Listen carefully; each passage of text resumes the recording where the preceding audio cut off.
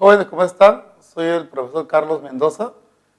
En esta ocasión vamos a hablar sobre la semana 7, el cual va a estar dividido en dos partes. La primera es acerca de los cuadriláteros inscritos e inscriptibles y la segunda es acerca de los puntos notables. Bien, vamos a empezar. Lo que queremos hacer en esta parte es, digamos, volver a estudiar a los cuadriláteros, pero bajo el sentido de la circunferencia. Cuando hablamos de los cuadriláteros bajo el punto de vista del paralelismo, se había hablado de que se clasifican en tres grupos. ¿Se acuerdan? Trapezoides, trapecios y paralelogramos. Trapezoides no tenía lados paralelos, los trapecios solo un par, y los paralelogramos, los dos pares de lados opuestos eran paralelos. Bien, y bajo esa clasificación, la figura que menos propiedades tenía y le habíamos dedicado menos tiempo fueron los trapezoides. En cambio ahora va a ser todo lo contrario. Los trapezoides van a cobrar bastante importancia bajo el punto de vista de la inscriptibilidad. Veamos entonces la primera parte previa a esto. Un cuadrilátero se llama inscrito cuando los vértices del cuadrilátero pertenecen a una circunferencia. Por ejemplo, aquí hay una circunferencia y podemos dibujar en ella este cuadrilátero.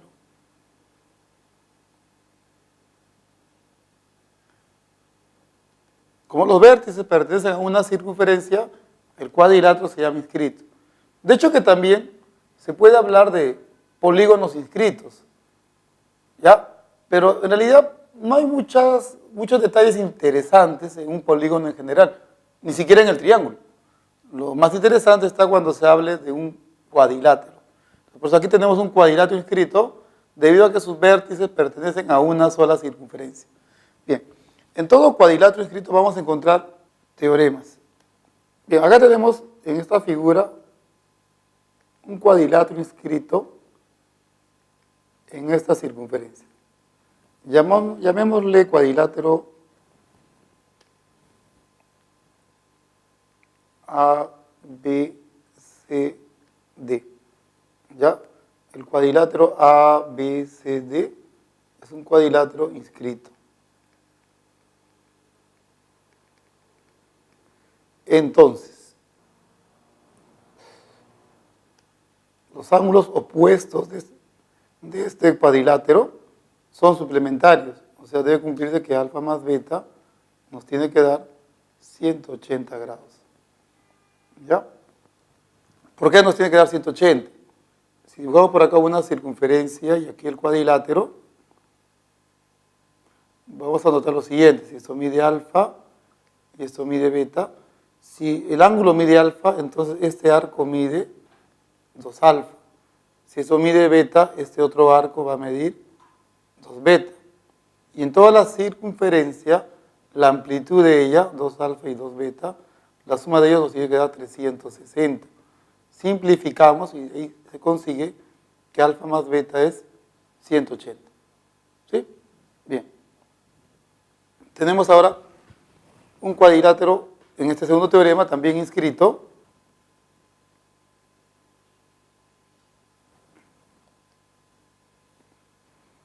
Bien, en este cuadrilátero ABCD se cumple que un ángulo interno con el ángulo externo opuesto a él tienen las mismas medidas. O sea, aquí vamos a decir ABCD, cuadrilátero inscrito. Entonces, alfa tiene que ser igual a beta. ¿Ya? ¿Por qué alfa es igual a beta? Eso lo podemos verificar rápidamente acá, mira. Aquí hay una circunferencia y aquí tenemos el cuadrilátero. Si esto mide alfa, entonces este arco mide el doble, 2 alfa. Este ángulo, para la circunferencia, este ángulo se llama ángulo exinscrito. Y la medida de ese ángulo es la mitad de todo este arco. Aquí entonces mide alfa. ¿Se dan cuenta? Siempre en un cuadrilátero inscrito, el ángulo interno con el externo opuesto a él tienen la misma medida. ¿Ya? Un teorema más.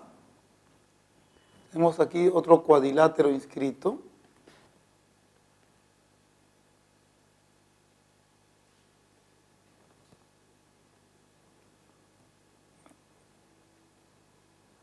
ABCD, cuadrilátero inscrito. Entonces, las diagonales forman con los lados opuestos ángulos de igual medida. Las diagonales, por ejemplo, este ángulo que mida alfa y este ángulo que mida beta, estos dos ángulos siempre van a medir iguales, siempre y cuando el cuadrilátero esté inscrito. ¿Ya? Verificar esto es fácil porque mira, si esto mide alfa, por ángulo inscrito, el arco que le corresponde mide el doble. Y si este arco mide 2 alfa, este ángulo inscrito mide la mitad del arco, 2 alfa. ¿Ven? Entonces son teoremas que, como pueden notar, son sencillos de verificar. Lo interesante de este teorema está en el recíproco.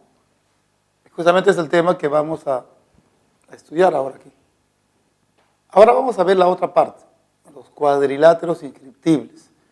En la parte anterior vimos que es fácil tener una circunferencia y dibujar dentro de ella un cuadrilátero.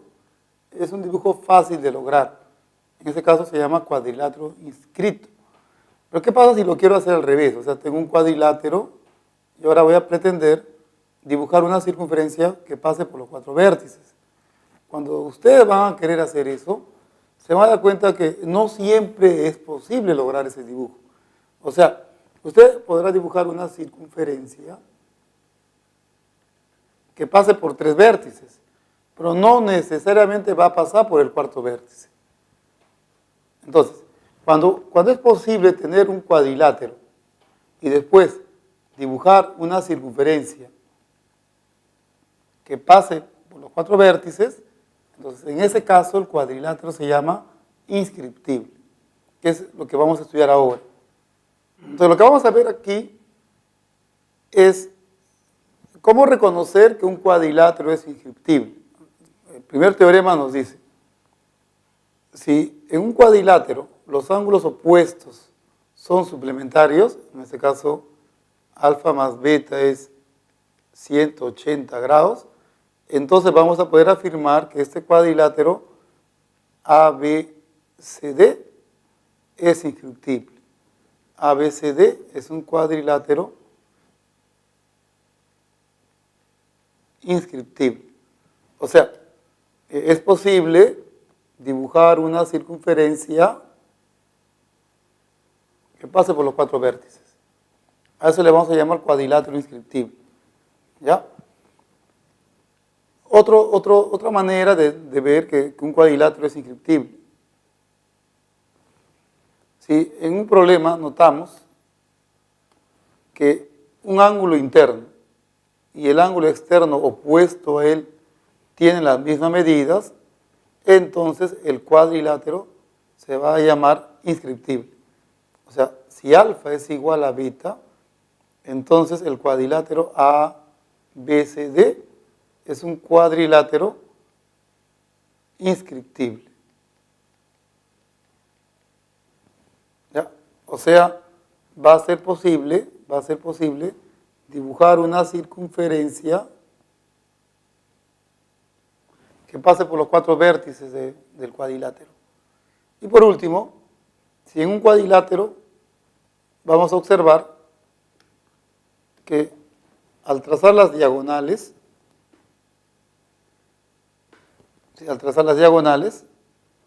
estas diagonales forman con los lados opuestos ángulos de igual medida, alfa, beta.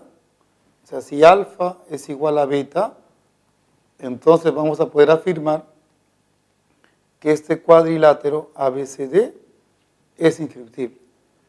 ABCD es un cuadrilátero inscriptible. O sea, existe una circunferencia que va a pasar por los vértices de este cuadrilátero. ¿Ya? Ahora, unas sugerencias. Es común tener a partir de ese tema una circunferencia con 3 cuerdas consecutivas. ¿Qué es lo mejor que el estudiante puede hacer al ver este dibujo?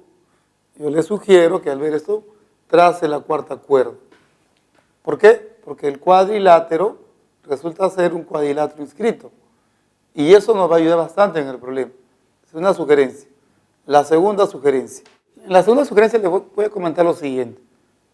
Cuando un cuadrilátero es inscriptible, lo que la teoría nos invita a hacer es dibujar la circunferencia que pasa por los 4 vértices. Yo le voy a sugerir que no haga eso, que maneje esa idea de otra manera. ¿Cómo? Si tú encuentras que en un cuadrilátero este ángulo y su opuesto son suplementarios, entonces se llama inscriptible. Entonces ella va a tener también ese teorema, que este ángulo y su externo opuesto miden iguales.